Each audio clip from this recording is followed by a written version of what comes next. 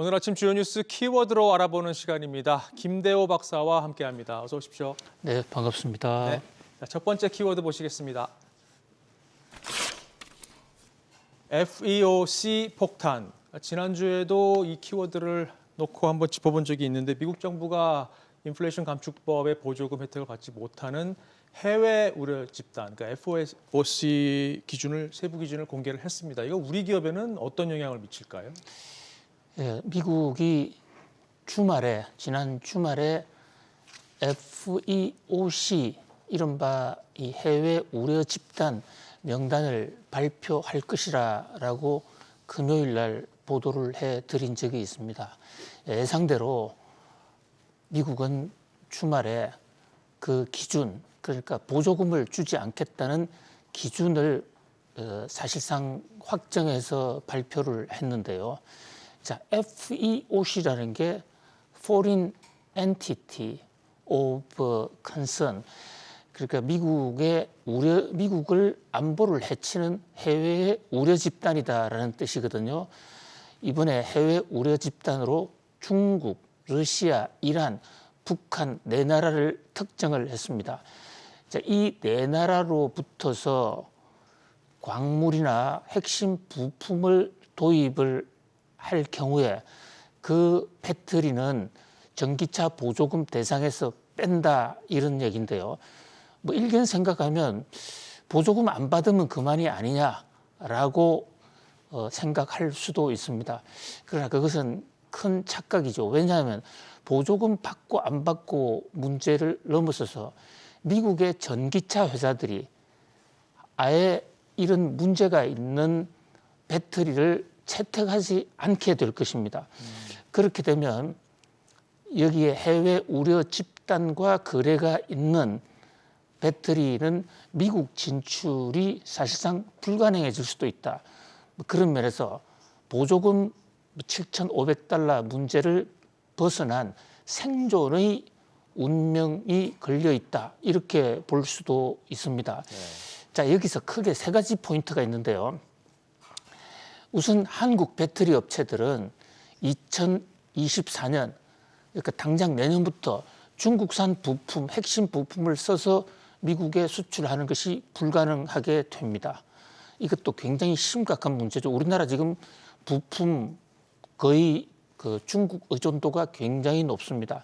자, 두 번째는 광물, 코발트라든지 뭐 흑연 이런 광물들 또 2025년부터 이 중국산 핵심 광물을 쓰게 되면 미국에서 보조금 받을 수 없게 됩니다. 자, 이와 못지않게 또 하나 지금 이 FEC 폭탄이라는 얘기까지 나오고 있는 것은 우리나라 기업이라고 하더라도 중국과 협력을 해서 중국의 합작 지분이 25% 이상이 되면 25%만 되면 한국 기업이지만 이것을 적성국이나 다름없는 해외 우려 집단으로 분류하겠다는 겁니다. 그렇게 되면 미국에서 보조금 일체 못 받게 되는 것이죠. 그런데 여기서 특히 문제가 되는 것은 우리나라 기업들이 최근에 중국과 합작 공장을 대폭 늘렸습니다. 네. 미국의 IRA가 나오니까 중국의 소재, 부품, 광물 기업들이 자신들이 미국에 진출하기 위해서 그 미국의 규제를 뚫기 위해서 한국과의 손을 잡자 이랬고 여기에 한국 기업들이 그냥 덜커덩 손을 잡아버린 겁니다. 이미 지금 공장 진척이 상당히 많이 됐어요.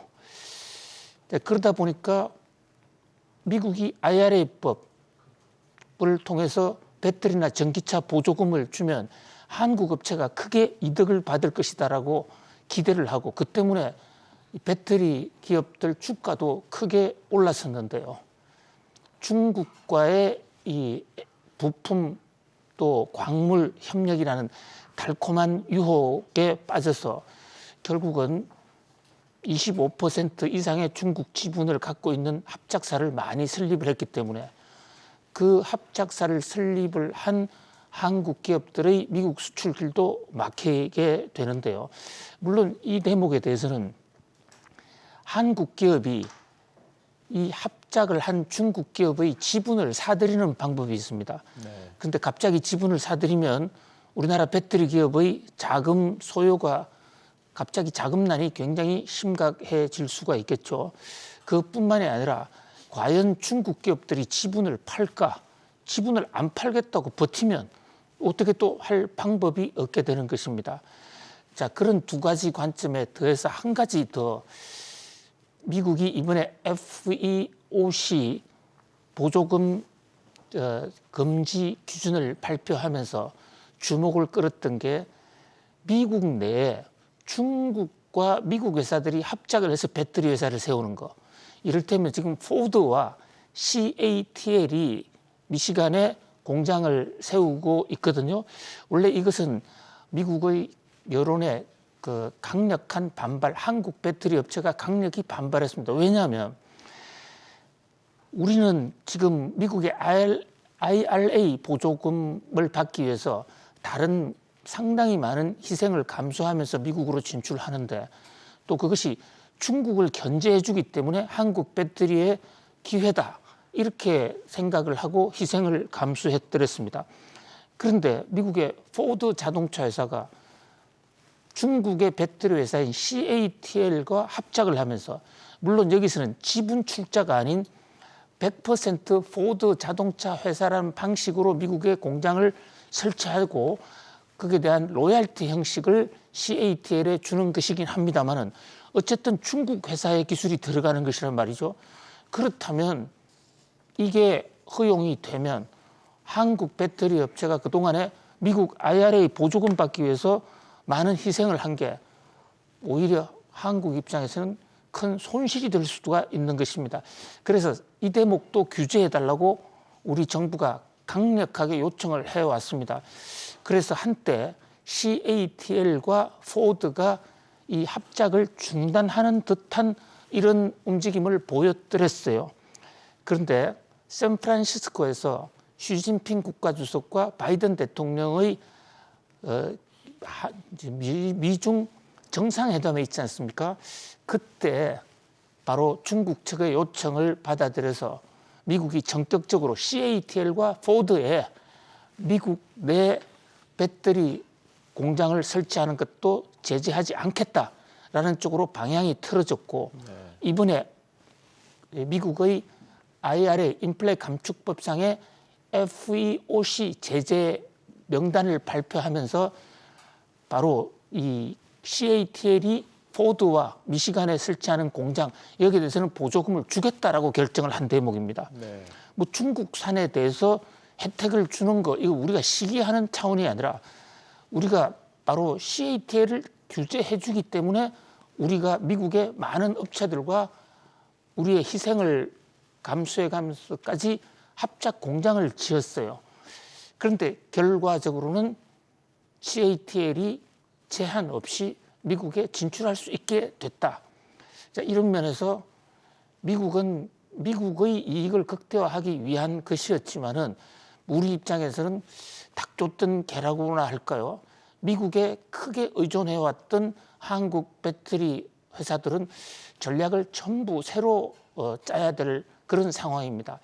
자, 특히 이 중국과의 한국 배터리 합작의 경우에 지분 25% 이상만 되면 이것을 적성국가로 분류하겠다는 이 대목이 특히 가슴이 아픈데요. 사실 일반적으로 볼 때 한 회사의 소유권에 영향을 미치려면 지분의 50% 또는 그 이상이 돼야 이것을 중국 기업이라고 볼 수가 있는 것이지 않습니까?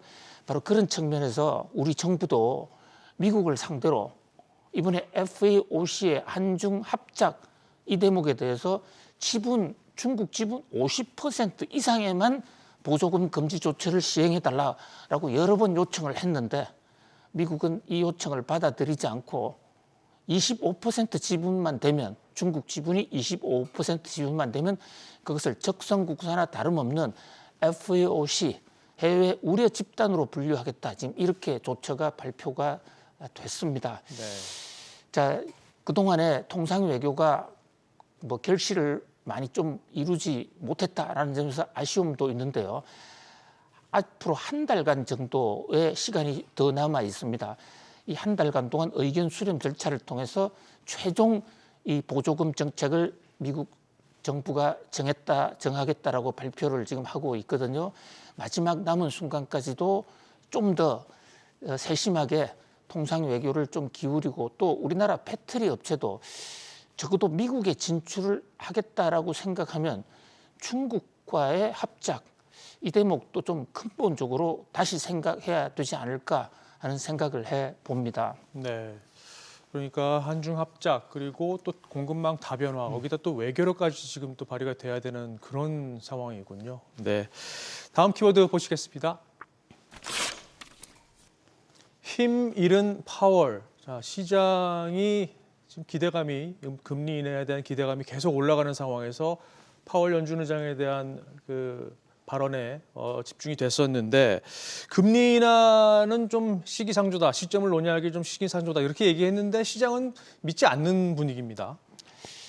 그렇습니다. 제롬 파월 연준 의장이 애틀란타 대학에서 모처럼 이 대중과 소통을 했습니다. 자, 지금 물가 지수가 조금씩 떨어지고 있는, 그러니까 물가가 떨어진다는 게 아니라 물가 상승 폭이 조금씩 줄어드는 뭐 이런 상황이었기 때문에 네. 혹시 제롬 파월 연준 의장이 굉장히 비둘기적인 얘기를 하지 않겠냐라는 그런 시각들이 많이 있었어요. 그러나 제롬 파월 연준 의장은 아주 단호하게, 자, 지금 그래픽 CG에 나오는 대로 기준금리 인하 시점을 예측하기엔 지금 너무 이르다. 그다음에 두 번째요. 자, 통화 정책을 더욱 긴축적으로 바꾸는 게 적절하다고 판단하면 그렇게 할 준비가 되어 있다. We are ready to increase interest rate. 이런 표현을 썼습니다. 자, 그러면서도 이제 지난 몇 달간 나타난 낮은 인플레이션 지표는 반가운 일이다라고 다소 좀 엇갈린 반응을 보였습니다만은 전반적으로는 아직 금리 인하 때가 이르고 또 경우에 따라서는 금리 더 올릴 수 있으니까 오판하지 말라 이런 메시지를 냈거든요. 네. 그런데 시장은 이 제롬 파월 연준 의장의 긴축 경고 메시지를 귀담아 듣지 않는 모습이옵니다. 그래서 뉴욕 증시 일각에서는 지금 뉴욕 증시에서는 닥치고 랠리, everything 랠리라는 표현까지 나오고 있는데요. 어떤 말을 해도 이제는 믿지 않는다. 파월 의장의 얘기에 귀담아 들을 필요가 없다. CME 패드워치에 나타난 이 뉴욕 증시 투자가들의 투자 행태를 보면 12월 금리 동결은 98.8%입니다. 뭐 이 대목은 예상이 됐던 거예요. 그런데 이제 금리 인하와 관련해서 그동안에는 뉴욕 증시의 컨센서스가 내년 5월이었습니다. 그런데 CME 패드워치를 보면 내년 3월로 2달 더 당겨졌어요. 그러니까 지금 뉴욕 증시는 제롬 파월이 무슨 얘기를 하든 이제 금리 인상은 끝났고 금리 인하 시점도 좀 더 빨라질 수 있다. 여기에 베팅을 했고 그 결과 뉴욕 증시가 많이 오르는 분위기거든요. 네.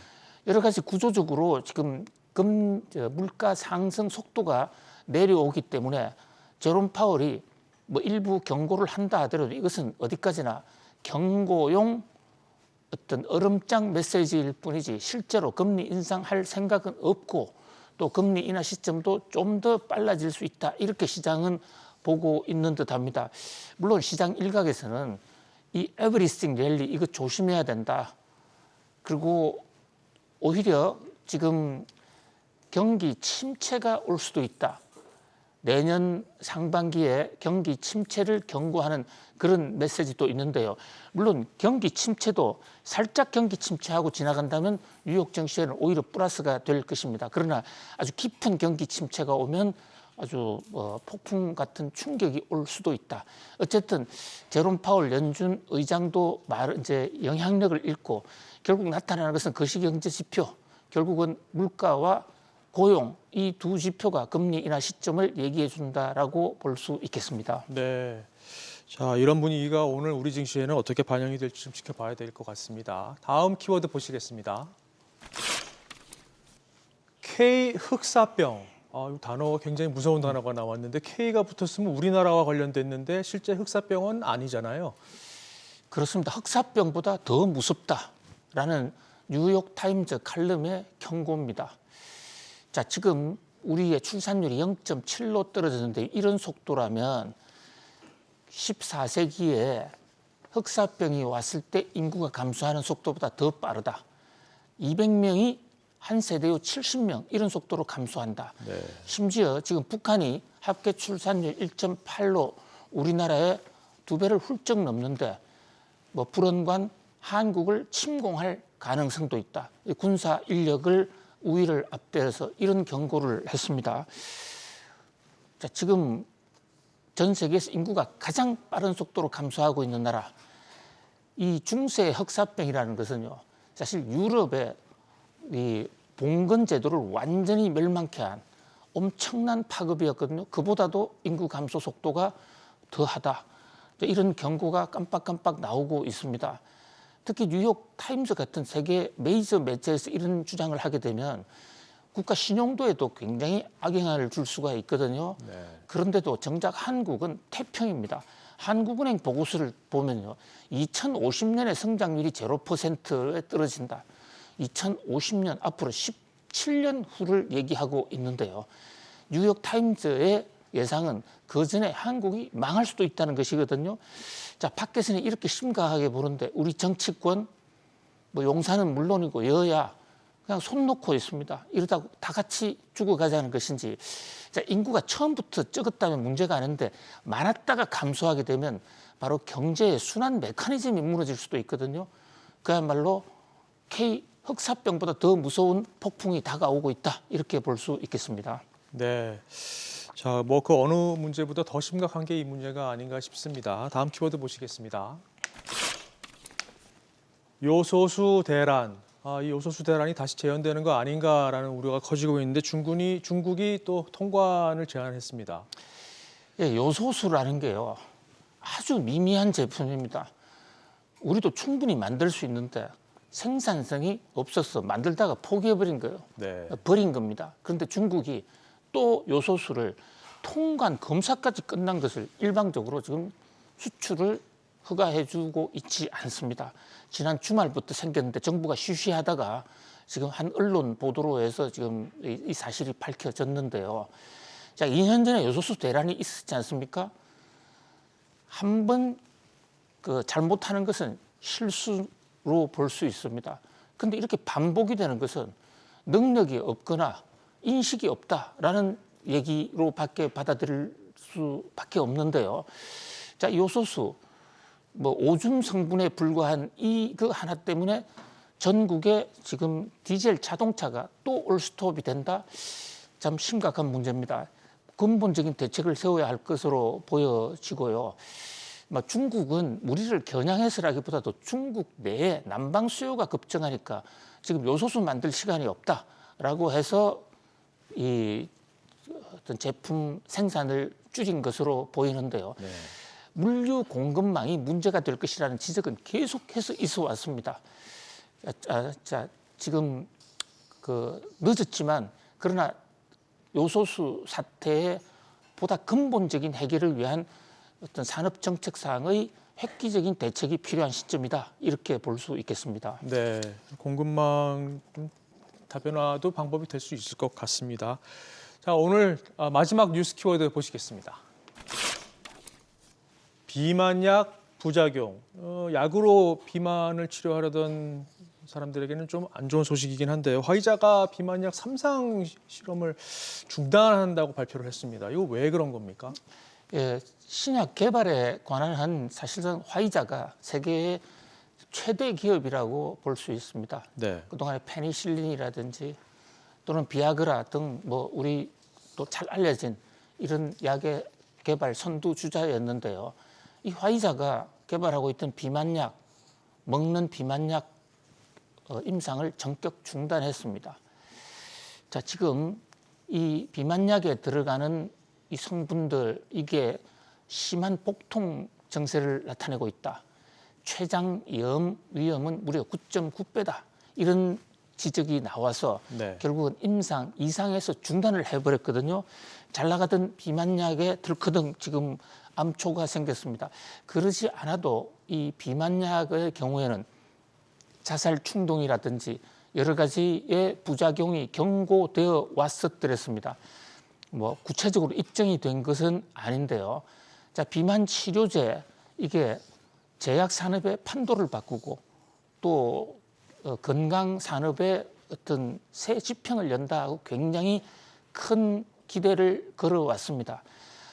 물론 그 일각에서는 지금 뭐 노보스코라든지 또는 릴라이 1, 2 같은 곳에서는 상당히 기술 개발 속도가 빨라지고 있는데요. 그러나 그 치료 효과보다도 더 중요한 것은 부작용을 없애는 거다. 그런 면에서 아직은 이 부작용을 완전히 줄이는 데는 아직까지는 큰 기술적인 성과를 내지 못하고 있는 것으로 보이는데요. 이 비만약과 관련한 뭐 금융시장 투자도 엄청나게 지금 늘어난 상태인데 네. 이 대목에 대해서도 이 부작용 문제에 대해서도 좀 세심한 관심과 배려가 있어야 될 것으로 보입니다. 네, 먹는 비만약 시대는 조금 더 기다려 봐야 되겠군요. 자, 오늘 키워드 다시 한번 짚어볼까요? FOC 폭탄, 힘 잃은 파월, K 흑사병, 요소수 대란, 그리고 비만약 부작용까지 짚어봤습니다. 자, 오늘도 김대호 박사와 함께했습니다. 오늘 말씀 고맙습니다. 감사합니다.